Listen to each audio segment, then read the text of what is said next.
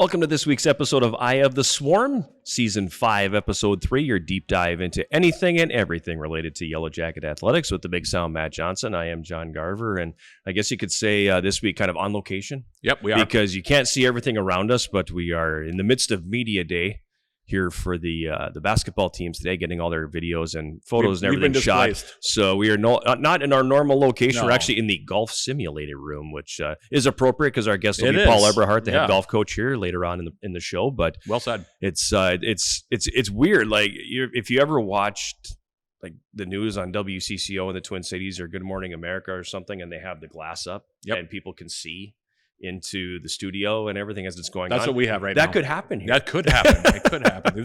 This used to be a racquetball court. Correct. And now it's a golf simulator. It's a golf simulator room. And it's sort of... And makeshift podcast studio today. People could actually look in because there are glass doors to my left, behind John, to his left. And we could literally have people come in and wave at us, which...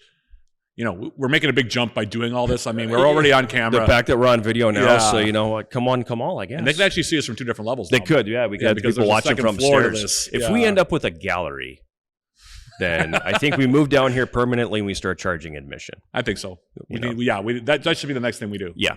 I mean, if we're going to start making all these changes, let's do it up. It'll help offset the cost, the talent fees, and things like buying new microphones and stuff like that. These things are stylish. They are very nice. Yes, they are very nice. It was a good investment for us. So. Yeah, a good step for us to take for the Eye of the Swarm. After 5 years, we finally have some of our own equipment. Yeah, exactly. Now we have our own equipment instead of having to loan it out. Our sports teams have their own equipment. We are always fundraising for that, but as you learned in episode 1 with Nick Bursick, but they have their own gear and they put it to good use last week. There was a lot of wins again for the Yellowjackets. A lot of games and a lot of wins. Yeah. The soccer teams went combined 5-1 last week, which was crazy. Good to see. The volleyball team won both their matches over the weekend. Big ones for them, too, because it kind of solidifies them in that playoff race a little bit. Men's golf, conference champions, 2023. Absolutely. 2023 champions, and this is their 5th all-time conference title. So we'll talk more about that. 5th in 6 years. Yeah, 5th in 6 years. So, of course, that'll be a big part of our conversation with Coach Eberhardt in the next segment. But a lot of the good things going on. The women placed 3rd, the men placed 1st. Men's and women's cross country was off, so they did not participate. Men's tennis played their final fall match and fell to Carleton, which is a really good program. Yeah, that's a good program. So they lost 6-3. Not a big deal, but good to get their reps in. But right now we're looking at 3 teams right now that are trying to go for conference crowns, and the men and women's soccer teams have a chance this week to really solidify their positions as well. Sure, in the conference races for the UMAC this year as well. So. A lot of good stuff going on. Men's and women's, or men's soccer, had both the offensive and defensive players of the week. And your defensive player of the week could have been your offensive player of the week, too. Yeah, with all the goals and points he put up. Yeah, Nikolai Stoker and Josh Bellamy were both named UMAC players of the week. And then, of course, the all-conference mentions came out for golf now that the season is over. And a lot of hardware for Coach Eberhardt and company. He was coach of the year again. And 4 of his guys were also first-team all-conference. So, a lot of good things happened last week, for sure. Yeah, there definitely was, and I'm looking forward to talking to Coach a little bit because a lot less drama this year. Yeah, than there was last year. He didn't dig that hole that they did on the first day last year and have to they led throughout really rally. All 3 days. They led from wire to wire, and it was never really in doubt. No, just kind of like on the women's side, the women got locked into 3rd on that first day, and then there was a massive gap. Between 1st and 2nd, right? Yep. A massive gap between 2nd and 3rd, and a huge gap between the top 3 and 4th place. Yep. So there wasn't a whole lot of drama with both teams. Got locked in pretty early. Both teams were at where they ended up finishing after the first day, and it was a 3-day event, of course. So they ended up pretty much like holding serve, quote unquote, to use a tennis term. But they held serve after their first days on Thursday because it was Thursday, Friday, and Saturday down in Becker, Minnesota at Pebble Creek Golf Club, which is hosted now, I think, for just about every one of them. I think every year we've been in it, they played there. Yeah, so they played the preview there as well. So it's it's kind of a return back to where they start the season. But they know the course well. Yep. And still a pretty young team. Yeah, no doubt. So they had a nice little run. Of course, we'll talk to Coach Eberhardt about that. Women's soccer was the one team that lost last week, other than men's tennis. Shame on them. And you know what? That game could have gone either way. It could have, yeah. Yeah, that was they lost McAllister 2-0. But that game was really competitive both ways. I mean, and the numbers actually bore out how competitive it was. Sometimes the numbers lie a little bit, and those numbers were pretty much spot on to how the game was played. Yeah, I mean, it was 0-0 into the 0-0 in the 75th minute. 75th minute, and then they gave up another one at 3 minutes about later on to make it 2-0. A couple of breakdowns there, but for the majority of the game, it was back and forth. And it was a fun game to watch. Yep. UWS had a couple of chances to take the lead early in the game, and they unfortunately didn't convert on them. But good showing. Both teams are in action tonight against Northwestern. Those will be big games. And then they have Bethany Lutheran coming up on Saturday, and that's the really big one. That's the big one for, especially for the men. For the men, yes. The women are already kind of in the driver's seat. Yeah, because they've really... Yeah, they kind of pulled away from the pack a little bit there, I think they've established themselves as sort of the class of the UMAC on the women's side. Yep. But the men have some work to do. But the men have definitely also turned the corner. Yep, and they're playing a lot better right now than they did the first time they met Bethany Lutheran. So we'll see where they go tonight because they've been pummeling teams. One of them being St. Scholastica. That was one of the wins last week. That was not something you're used to seeing when Superior and St. Scholastica meet. No, yeah, I was really I broadcast a lot of those games, as you know, and I've seen a lot of them. And that was the largest margin of victory the Yellowjackets have ever had against St. Scholastica in series history. Right. 6-0 was the final. The Yellowjackets scored 3 goals in the first 15 minutes. And really, made it kind of boring after that. Yeah, it became very, very much almost like a training drill in ways. It seemed like. But I was shocked at the gulf that happened in that game. And, Scholastica never really even threatened in the game. I mean, the game was basically over after 15 minutes, which, like I said, is not typical of the rivalry. No, I mean, at that point, the only drama left was, will we get custard? Yeah, pretty much. Yep, and we did. And we did.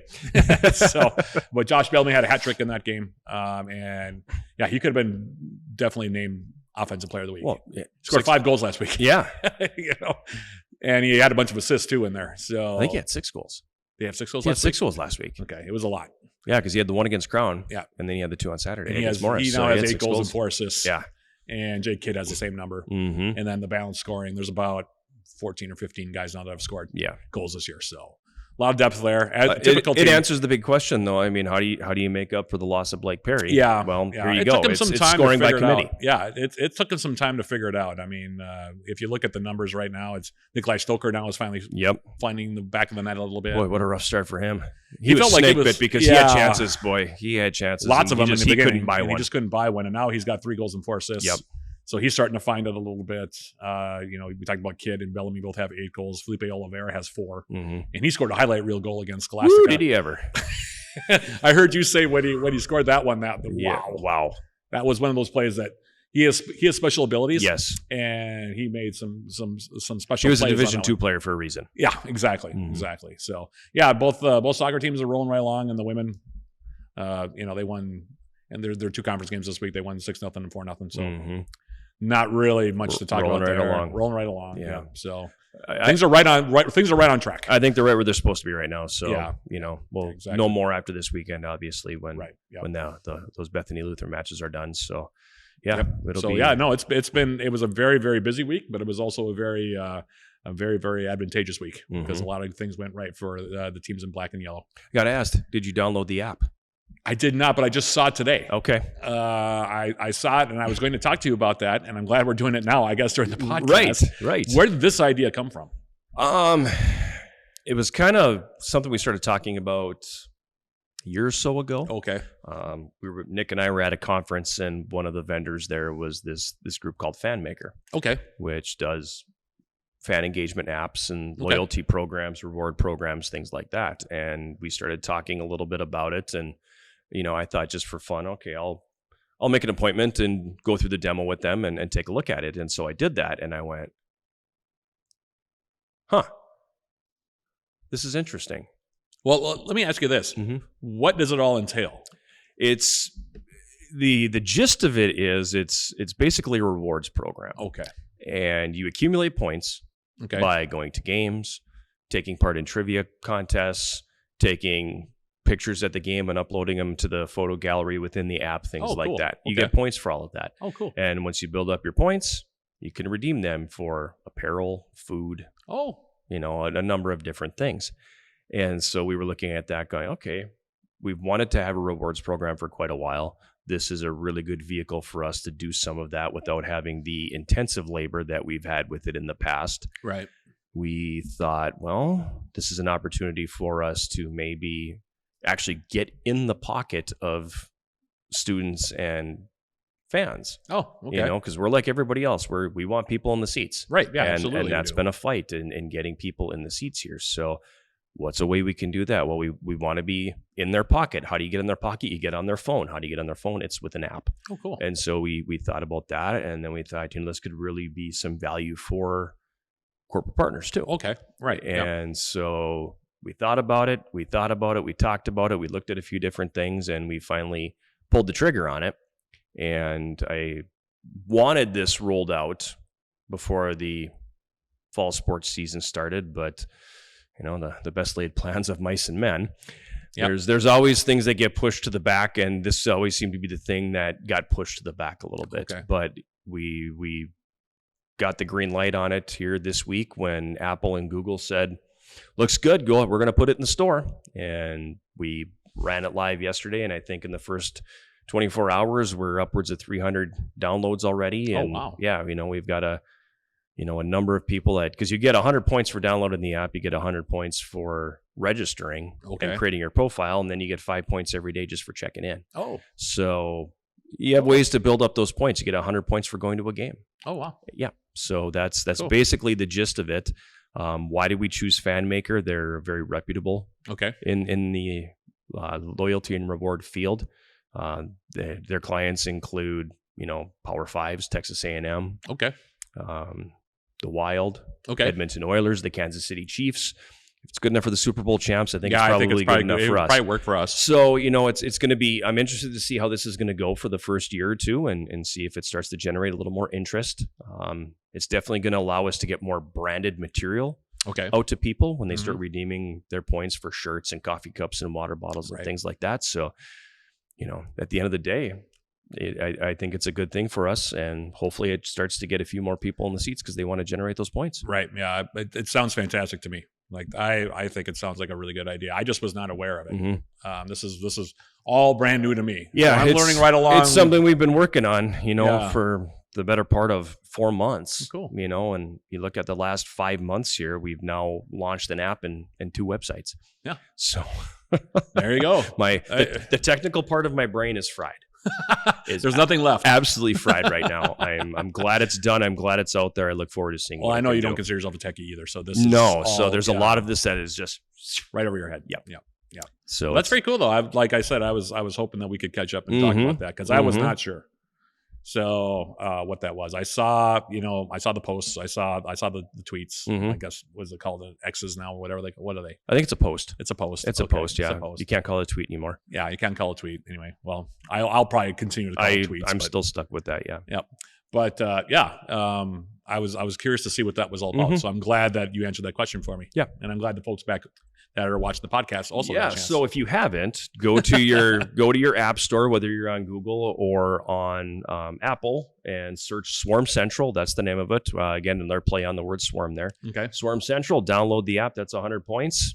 Create your account. That's another 100, and away you go. That's a nice little plug. It is. Good job. So good job. Hopefully, I'll see more of those downloads coming up here over the next couple of days. Right. But speaking of coming up, we have an opportunity to catch up with the first conference champion of the 23-24 year. That will be Paul Eberhardt, the head golf coach here, as he helps guide the Yellowjacket men to their 5th conference championship in 6 years. And he'll be joining us here when I Have the Swarm continues right after this.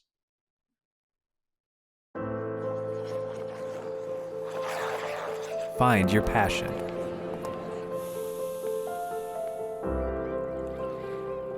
Find your people.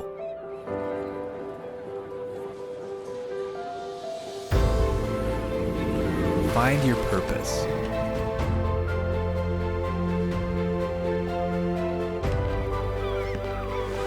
Find your superior.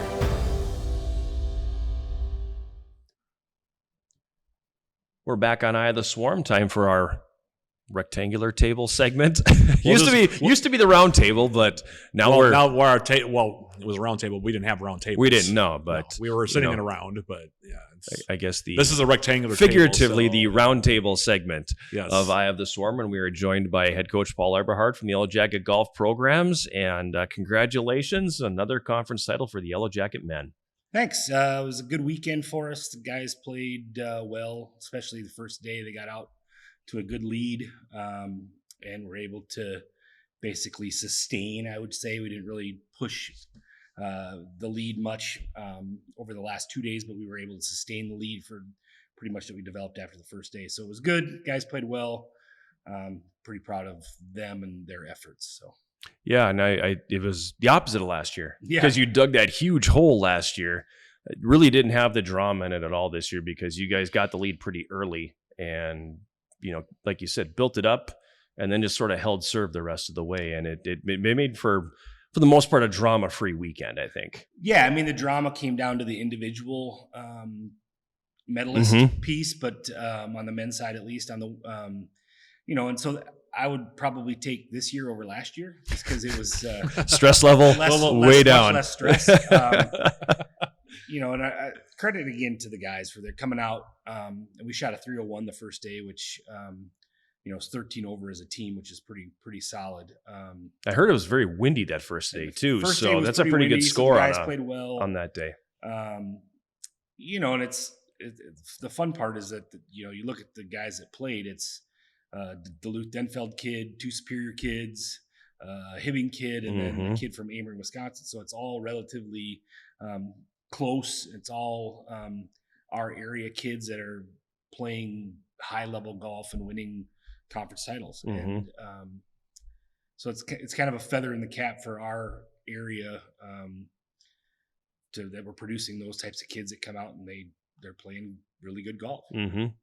And I don't want to overshadow the women's side of things too, because the women placed third. And I think coming into the season, one returner, very young, nobody had played collegiate golf except for one player, maybe exceeded expectations a little bit. Yeah, it's funny. I actually probably am maybe more proud of their performance than I am the guys. Not to minimize the guys. That's not the point. We'll laud them plenty here as this goes on. Yeah. But it's one of those things where we took a team basically with one returner, and the girls came out and in all honesty, they were pushing for second. And we finished fifth the year before with a team that had a couple of girls that were had played. I wouldn't say we were a veteran last year, but we had girls that had been there before and finished fifth. And this year we had one and we finished third. And reality is they're motivated to continue to grow, which I think is probably the most exciting part, that they got along really well. The team chemistry is really good. And they want to be successful. And the girls that finished 1 and 2 in the conference were both freshmen. So that's a pretty uphill climb. Northwestern's got a couple of really good players, but that doesn't mean that they're not still motivated to come out and try to see what they can do and push Northwestern, hopefully, leap over Crown and be in that hunt. And that, who knows, add another couple pieces on our end, and all of a sudden we're right there too. So that's sort of the thing on the women's side. And I'm like I said, I'm equally as proud at least of them for that effort based on experience and personnel. And, we rolled out 4 freshmen and a junior on that side. And so for them to come out and finish third over teams that, Morris finished, I think 5th, and they had a team and they lost a couple of players, but they were the defending champs. And so that's a pretty good first year for that group of ladies, and credit a lot to Haley Botten, who did a really nice job as an assistant with them. Spent quite a bit of time with them on the road, and does a really nice job. So that's credit to them for their accomplishments and their UMAC championships. I thought they did a really nice job. Did you know that Ashton Parnell was as good a player as she is? No, to be honest with you. I knew she was. I'd gone back and looked at some high school scores, and I knew there was some potential there for sure. But then I saw her play a couple times early in the fall, and I'm like, wow, she's could be really good. She's definitely she has a hockey swing. So her her backswing is very short, kind of like a Charles Martin was. His barely comes past his waist. Right, hits it almost like it's a slap shot. But she's very straight off the tee. Typically, she's long off the tee. And as she gets more comfortable with chipping and putting and those things, her scores will be. She was a first team all conference player this year. That her game will only improve as she plays more golf, and she's motivated to play more golf too. So, yeah, I think that's kind of one of the interesting things is that the hockey programs have supplied you with some good players on both sides now, and for both the men and the women over the years. And Ashton Parnell just kind of continues that. Well, I think by and large, present company not included, the game translates pretty well, and that's why it's not uncommon for hockey players to be pretty good golfers. Right. Yeah. It translates really well, and almost all of our on the men's side, almost all of them have a hockey background, at least playing through high school and through youth area. I would say most of them all played hockey. I have had very few guys that have played for us that weren't or didn't have some sort of hockey background. Swing mechanics are a lot the same, and I think there's a comparison between like baseball, softball swing, and to me that's not a good comparison because I think the swings are a lot different with baseball, softball. But I think, and I'm not a hockey person, so I don't know enough about some of the mechanics and things about when you teach that. But to me that it appears, at least as a non-expert, that the swing patterns and some of the way you think about the shot process is very similar from a hockey to a golf standpoint. So I think there's some comparisons that can definitely be made there. You look at guys that have, Brett Hulse, for example, who's a scratch level golfer that plays in pro-ams and those types of things. And again, they have lots of resources, so they get to go play lots of golf. Yeah, exactly. That's not probably a really great comparison either. But I think it's interesting that those guys, there's a lot of probably pretty good hockey players that are good golfers, and I think I would say across D3, that's very common. I remember a few years ago, and I think it might have been even our first year, we sat by Trinity, Connecticut, at the national tournament, and I think like 4 or 5 of their guys were all hockey guys on their roster that was at the national tournament, because the guy that was the golf coach was also the hockey coach. And so they were all the same. He knew Coach McKenna, and they had come up here and played, I think. Yeah, they did. They did. I think they came either that year or they were coming the next year, something like that. But they were hockey guys. And they were, and it's not that I necessarily want to rely on that, but if there's a player that's good enough, for sure. We've had some success. Goes back to Anton and, and Charles Martin. Oli came here that way, and Charles, and we had, and Bradley Stenell. If Bradley, I think, would have been here and played his entire career here I think he'd have been a really good golfer. He had a really good swing, but just hadn't played competitive golf, and so it was a hard situation for him to crack our lineup, right? Because we were good enough. Back in when I first started, those guys would have been key guys for us. And then you go back even to like Joey Cummings and Ryan Peterson and those guys. Those guys were all hockey guys too. Yeah. So, Ryan played for the Wilderness, but he took a gap. Would have loved to have him play here. Yeah. So he's and he's probably the best player we've ever had. So I think that just speaks that tradition's worked. And so if there's other guys out there, we'll take them. If there's other, obviously female hockey players, I'd rather have them than the male hockey players, because we could use the help on the women's side just a little bit more than the men's side. But you never know. Even guys that we're recruiting, most of those guys or girls have had hockey backgrounds or hockey experience. So you touching on, you need to help more on the women's side than on the men's side. You have a lot of bodies on the men's side. Yeah, we have 13 guys. Yeah, and in a lot of those tournaments, you were playing 2 groups. Yep. How difficult was the decision when you got down to having to pick your 5?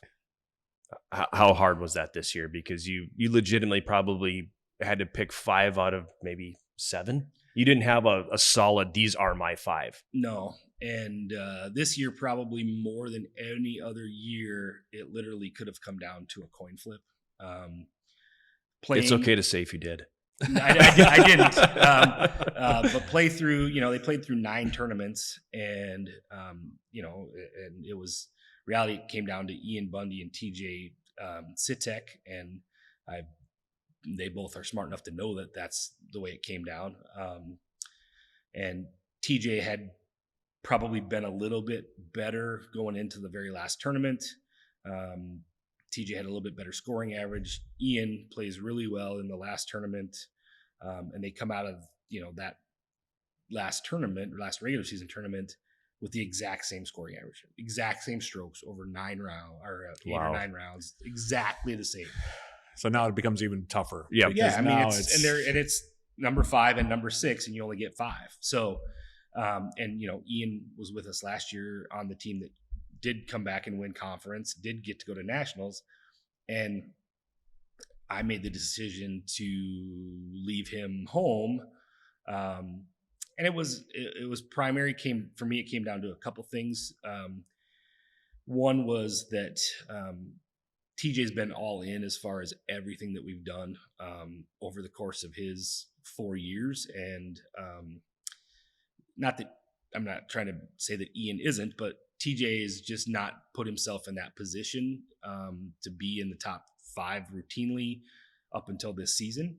And I thought that he really earned that opportunity this year more so than ever before. And I felt like he deserved to be rewarded for that. I also felt like when push came to shove, the deciding factor for me was they both played at the preview event, which was at Pebble Creek and Becker, and TJ outshot Ian there.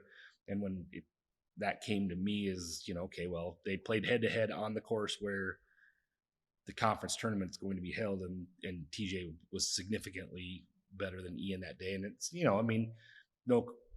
Ian probably didn't play very well that day. That's, that happens. That's part of golf, unfortunately. I mean, and TJ didn't play particularly well at the conference tournament either. So, it could be looked at that I made a mistake or I made a bad decision, and I can live with that, because I think that ultimately that our strength has been our depth. Mm-hmm. So even though like Ian didn't play in the conference tournament, Ian's a big reason, and Trevor Durfee and a couple of the other guys are big reasons why we won, because our top guys have to perform all the time, or they're going to get replaced. And right. they all know that. And so, Connor Willard's another example. Connor Willard makes all conference this year as a junior, played in conference as a freshman, and didn't sniff our top 5 last year as a sophomore. And sure. so, for me, it's pretty cut and dried usually, with scoring average is the main focus. And then typically it's head to head and how they've done against each other in similar events. Mm-hmm.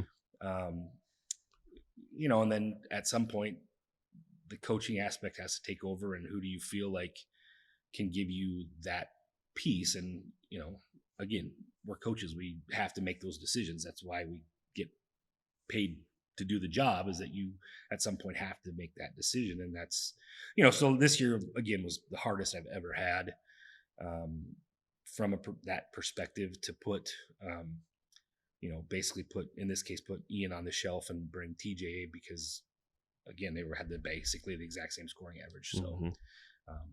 It's not fun. I didn't enjoy it at all. The minute you start yeah. enjoying that, it's time to get out of coaching. Yeah, no question. I mean, I felt terrible, but it's part of what you have to do, and you live with it and hope that you feel like you're fair about it. And I feel like I was, and that's, ultimately you have to be able to live with those decisions. It's not like you're playing favorites or any kind of thing like that.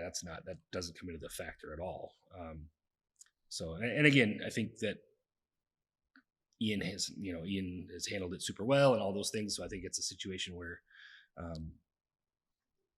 by being competitive, though, that's what sets us apart from some of the other teams in our depth. Mm-hmm.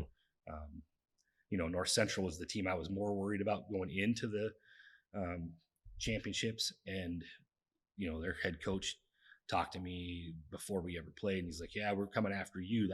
You're the team to beat." And I'm like, Well, yeah, I mean, I knew we were. Yeah, we are. Because we hadn't lost, we hadn't lost a match to a UMAC team all season. Right.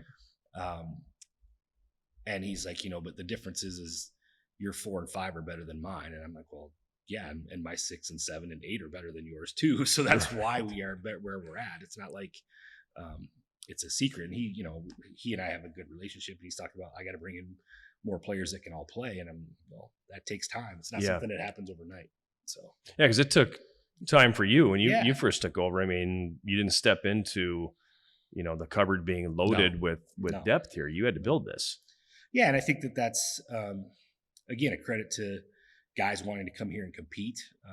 And there's some. I don't try not to over recruit. I try not to go out and get 30 guys and let that I don't think that's fair necessarily. So we we'll carry our 12 or 13 guys because I think that's you can get them enough rounds to make it meaningful. Anything more than that's really hard because it's just budget constraints and just travel constraints. It's just hard to get those people opportunities. And so but if you've got 12 or 13 guys that can play, you can push each other and be pretty successful. What is the recruiting process like in golf? I mean, is it strictly looking at scoring average and that kind of thing, or do you try to get out and watch some high school meets and see demeanor on the course and swing mechanics and things like that? What is the recruiting process like? Because I feel like it's different than other sports. Yeah, I would say for me, it's some of both. So on the guys on the male side, I start probably, I would say right now a little earlier, trying to identify people that are either a little bit under the radar or that I don't think are going to necessarily be. And the portal's changed this some over the last couple of years, but really it looks at those that are probably fringe-ish, D2-ish type guys. I know that the ones that are out there winning, junior tournaments all summer long and those types of things and have big reputations are guys we're not touching. And so I don't bother. Typically in Wisconsin, if they're south of Highway 8, it's a quick conversation. And if we can get our foot in the door, then great. If we don't get much push or much interest back, I cut them loose because it's, we just, to try to get them to drive past Stout or drive past Eau Claire to come to us isn't normally going to happen. So I've had better success, in all honesty, with suburban Twin Cities kids, Iron Range kids, local kids that can play because they want to be here where others do not. I would say our best recruiting coup over the last few years has been Blue Anderson. Was ranked pretty highly in the state of Wisconsin for his junior resume.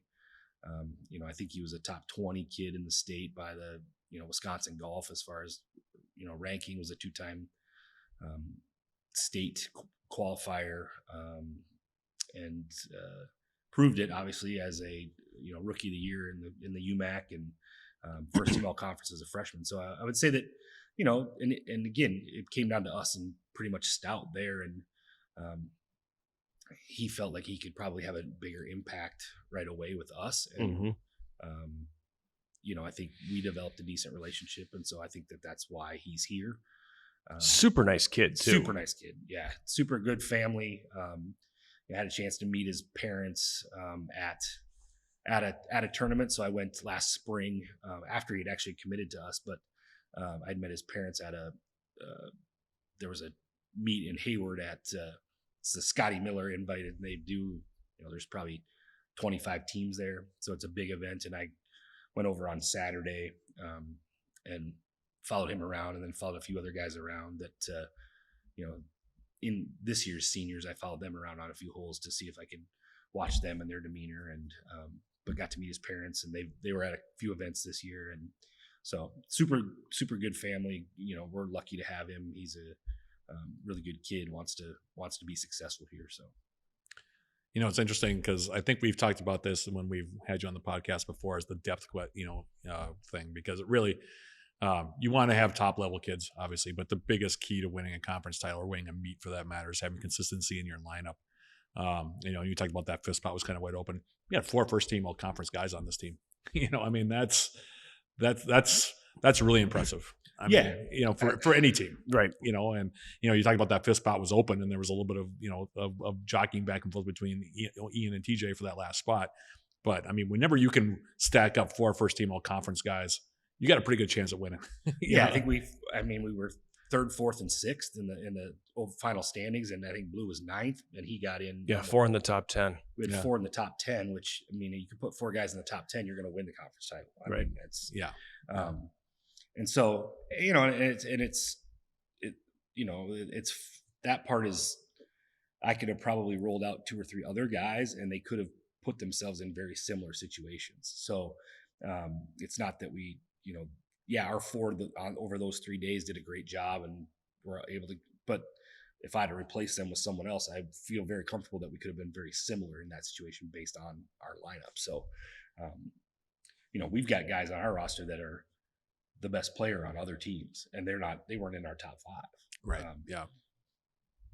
And, looking at the scores, even at the meets all year, I mean, it seemed like there were different guys that were leading you depending upon what tournament you were in. I mean, there were different times where it was Blue, or it was Nate Burke, or it was Willard. Yep. Yeah. I mean, all those guys took turns kind of cycling through at the top. So when you have that kind of quality that you can go, okay, we might have the best guy in the conference, or we might have the 2 best guys, but those other guys we have to kind of prop them up. You didn't have that. Yeah. You had a bunch of guys that were very consistent all year long, it looked like. Yeah, and that's probably where we're a little bit different, and not to minimize other guys, but when we had Joey and Ryan, we were very, very dominant at the top. I mean, Ryan finished 1. I think Joey finished 2 or 3 that one year. Mm-hmm. We were elite at the top, and we hoped that the other guys were good enough not to sort of drag us down, where I think we've been able to change that into where we probably don't have the same elite player that, like Ryan was. I mean, Ryan's the best player that the UMAC has seen in the last, ever since I've been here. Yeah, he was pretty dominant. And he, he's the only guy that's ever finished under par at the conference title. Right. And he was 5 under par, so it's not like he was just a couple. He's, in the conversation as probably one of the best ever. So, but now we may not have that guy, but we've got 7 guys that are all really good. And so that just gives us the versatility. And if you look at Eau Claire to some extent, which is who I've sort of tried to aim for, because they roll out their 10 guys or 12 guys, and they're, at their own tournament, their B team beat their A team. And, their kid that was on their B team won the tournament. Makes you seem like an idiot as a coach, because your B team beats your A team. Well, your 10 guys are good enough that they're all all the same. And it can change from day to day, and that makes it harder on a coach, but it makes it you better as a team. And that's something that I think makes us better than some of the, and again, I'm not trying to rub sand in anybody's face or whatever. It's that's one of the things that sets us apart from some of the other UMAC schools, is that we have better depth and a better ability to go make, somebody goes down and doesn't feel good, we can plug that hole and we don't lose a step. Right. And, a guy for them is gone. It's a big deal if it's one of their guys. They don't have another body that can play. Right. Was Ryan going back to the championships, the NCAA championships a few years back? Is he the only UMAC golfer that continued on? Because remember that the team was done, but he got to keep playing as an individual. He missed it by a stroke. Okay, so that's what it was. Yeah, so that's funny because we were talking about that, and he literally, it came down because the UMAC championship this year was a 4-hole playoff for the medalist, and I'm like, well, how are they going to do that? And they all all three of them the two teed off and they played down the hole. Well, that year, if this kid, and we were watching him, he makes like a 30-footer to save par. If he misses that 30-footer, it's like an 8 or 9 guy playoff, and Ryan would have been a part of that playoff to see if he could qualify. Continue on. That's right. So, but he made the putt. But the kid makes this putt, and we all thought it initially was for birdie because we got there as they were coming down because we'd left. We played earlier in the day and we'd left, and then we kept watching scores and we thought there's a chance he's going to be in the mix here. And we pull up to the 18th green and jump out of the car, and we're all get down there as they're coming up the 18th green, and we didn't realize that he had shanked one off the tee, and so he was. So he was an extra stroke that he did. Yeah, so he was scrambling. Yeah. I thought he made a 30-foot birdie putt, and he made like a 30-foot par putt. And if he misses that putt and it rolls out, even if it's the tap in for bogey there, it's a like 8 or 9 guy playoff for that last individual spot. So that'd have been pretty crazy. I don't know how they would have done that per se. And then this year with the individual playoff at the UMAC, they talked about the first year we won it when it was the 5v5 guy playoff at we're going down the fairway and they're going down the fairway, and there's all 10 guys are playing the same hole all at the same time. So, well, even at the MLC this year, there was a 3-guy playoff. Yeah, and we talked about that because 2 of your guys were in that one. That was Nate and Blue, and then Jake Sweeney, who ended up, I think, being the medalist from North Central. Correct. So they had to play. They had the playoff last week, and then that one though, unfortunately, was just a scorecard playoff. So that went based on, so they didn't actually play off. They just looked at scorecards, and they went from hardest handicap hole backwards, and so I think that one got to the 3rd hardest hole, and then Blue had made birdie on that hole, and the other 2 had made par, I think. So that's why Blue got the medalist that way. But it was interesting that it comes down again to these, like you have 2 playoffs in a row where you Well, in the fact, I mean, but that's why you have it, right? Because exactly. Think how close, and again, you see it on big tournaments within the PGA Tour or whatever. They've played 50 or 72 holes, and they're still tied, and you're like, it's crazy to think about. Of all the shots over 72 holes that one guy hasn't set himself, that's how good and how, when they're making birdies and they're making pars every time, that margin of error is so small. Right. Yep. You hit one wayward shot, and that's honestly sort of what happened where Sweeney was able to win the medalist is that kid from Northwestern, Shane, got in a little trouble with his driver behind a tree on the 4th playoff hole, and Jake made like an 8 or 9 foot putt, and Shane probably had a 12-footer and it didn't go in, and that was because his approach was, or his drive was, a fraction of an inch off of where it needed to be, and it ends up sort of behind a tree, and that's the breaks. I mean, that's why golf is so demanding and so tough sometimes. So technical too. Yeah, it can be one. Yeah. You think a lot of times, you see everyone's seen that Robin Williams skit where he talks about, the drunk Scots inventing the game of golf. But there's so much technicality to it, and as the equipment gets better and all this stuff gets better, it's just the miss in golf is fractions of an inch on your swing plane, and all of a sudden you're 20 or 30 yards off of line because guys are so strong and their swing speeds are so fast. If you miss that much, you're in the woods or you're behind a tree, and well, you see it in the PGA play too. Recreationally, and I play recreationally. Same thing. I mean, you hit one bad shot, it's all of a sudden it's bogey or double bogey, and you're not. Yeah, the entire hole now at best. Yeah, well, for me that's at best. For you and me both. But I don't know that the average fan understands how technical it really is, and even like the greens at Pebble Creek were super quick this last weekend. I mean, they were rolling very quick, and you put yourself above the hole on a couple of those shots, and if you miss, I hate when I'm above the hole. I mean, you miss, you're 8-10 feet past. Yeah. And, I mean, you're hitting it like you're tapping the golf ball. And if it doesn't roll in, it's no matter what you do, it's 8 or 10 feet past. And that's no gimme either. No, I mean 8 or 10 feet up the hill. That's not an easy putt. And I saw plenty of 3 putts over the weekend by really good golfers because they got short sighted or they were above the hole and they couldn't roll one in. And it's and that's a lot of golf courses. That's their biggest defense is if they can get the greens rolling quick and you end up in the wrong spot. But and Pebble's a lot that way. If you're there's plenty of other hazards out there. There's sand and there's lots of trees. But still most golf courses, it's the greens where you can get yourself in the most trouble. Mm-hmm. So you win the conference championship. With that comes the automatic qualifier into the NCAA championships in May. It's a long time away. Yeah. So how do you navigate this now? Because you obviously want to try to find a way for these guys to stay together and stay sharp and keep working on their games. How do you navigate the fact that you're probably not going to play for 6 months?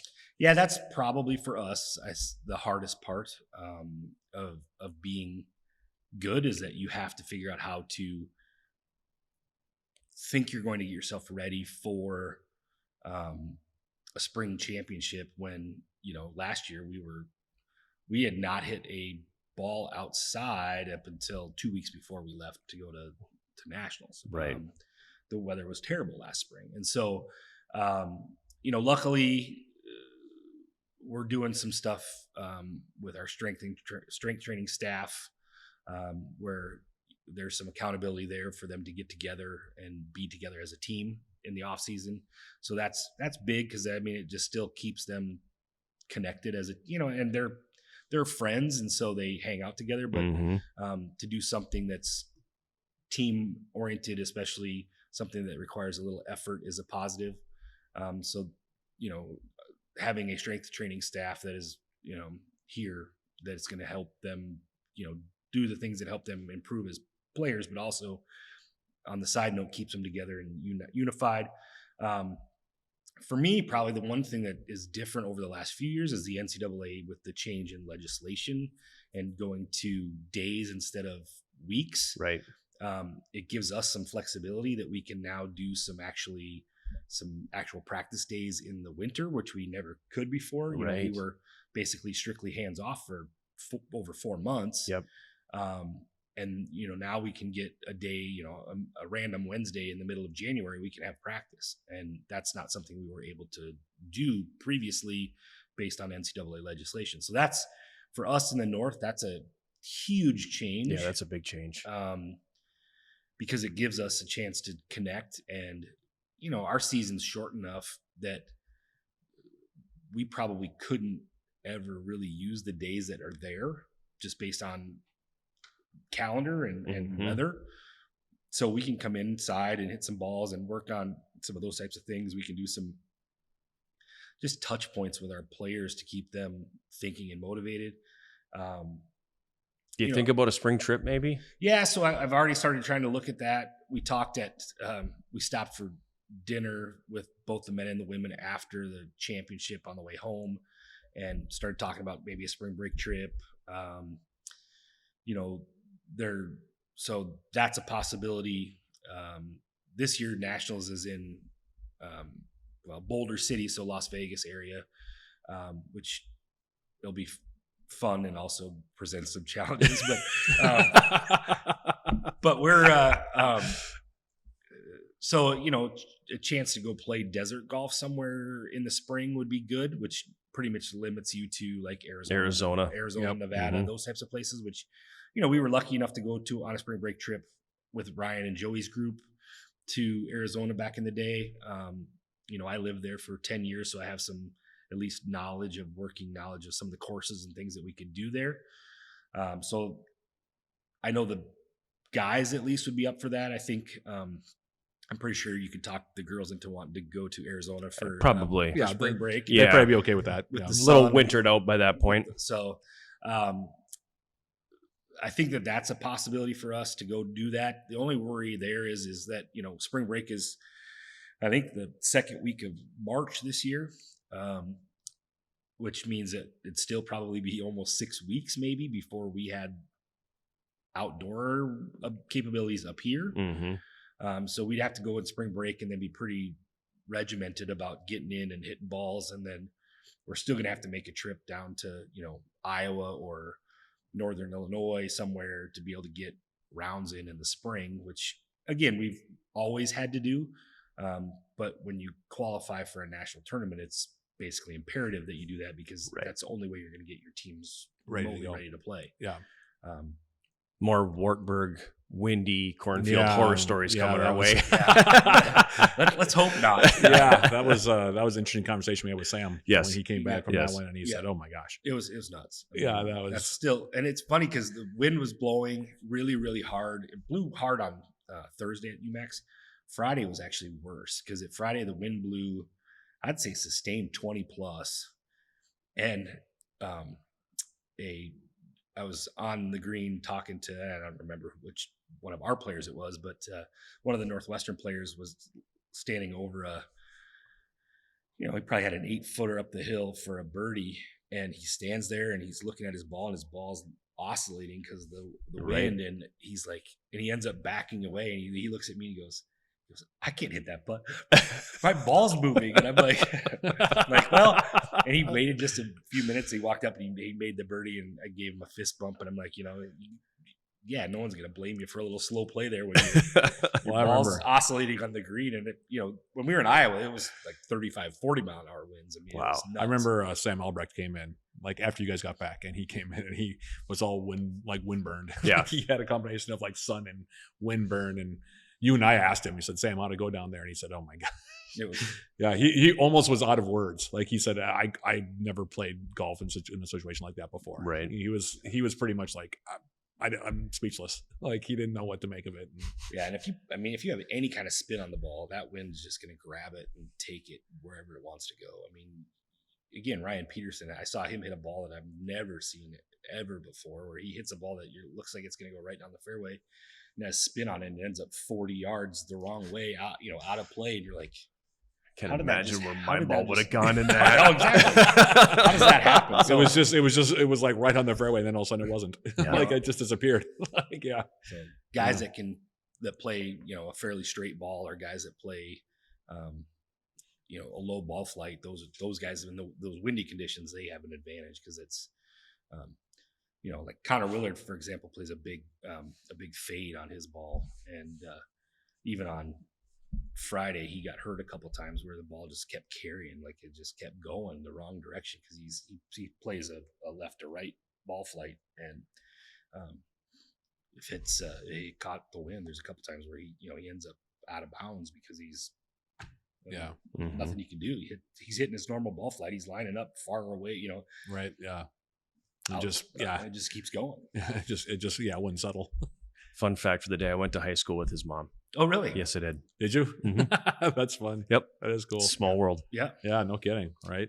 Well, we congratulate you on another conference championship. Always fun to take the banner down in the end of the spring and add another year to it. So congratulations on that, and congratulations on the work you've done with the women's program too, because I know that's been something we've talked about in the past, how it's a hard roster to build. And you've done a heck of a job with that too. So congratulations on that. Thanks. I'm super excited. We've got a couple incoming on the pipeline that I think are pretty excited, and hopefully decide to become Yellowjackets, because I think that's really good for our women's program to get that and stabilized. And again, generally really good people that are fun to be around. And so kudos to them and the girls there. And I'm excited about the growth on that side for sure. Final thoughts? Yeah, I mean, the beat keeps going on. I mean, 5 and 6, we'll go for 6 and 7 next year. That's the best way. That's just keep the success rolling, and it's gotten to the point now, I think, where the names are changing, but the results are staying the same, and that's the sign of a nice stable program. Yeah. So yeah. And again, most of that credit has to go to the players for putting in the work. I mean, obviously someone has to be there to help guide the ship a little bit, but reality is it's the players that have to go out and make the plays. Players are the ones that have to go out and put the time in over the summer to, get to where they can be, where they're successful. And there's a lot of time and a lot of energy, and either for them, either that or a lot of work on the range and things like that does not, at least in my eyes, doesn't go unnoticed, because I think it's such a technical sport to be good. It's a super technical sport, so I think that's where credit has to go to the players for their continued success and mindset to be good. Yellowjacket head golf coach Paul Eberhardt, thanks for coming by. Yeah, thanks, fellas. I always appreciate it. For Coach Eberhardt with Big Sound Matt Johnson, I am John Garver. We hope you join us next week for our next episode, and thank you for tuning in to Eye of the Swarm.